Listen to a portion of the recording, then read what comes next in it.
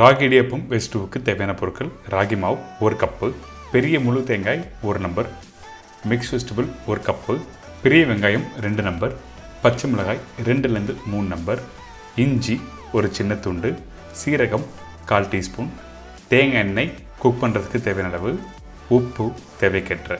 இது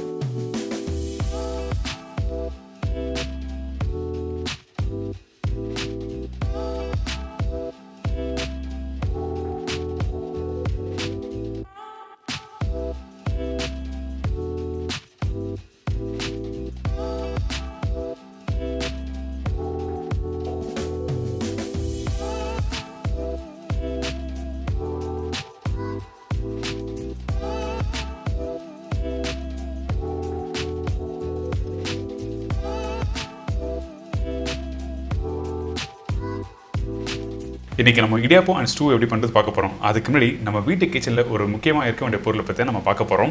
அந்த பொருள் என்ன கேட்டிங்கன்னா ஓடி யூனிராப் அண்ட் ஈகோபேக் ப்ராடக்ட்டை பற்றி தான் நம்ம பார்க்க போகிறோம்.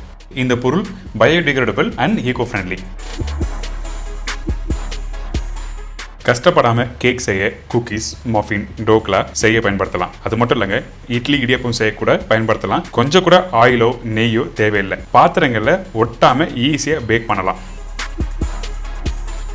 அடுத்தது யூனிராப் மல்டிபர்பஸ் யூஸ் பண்ணுற ரேப்பை தான் நம்ம பார்க்க போகிறோம்.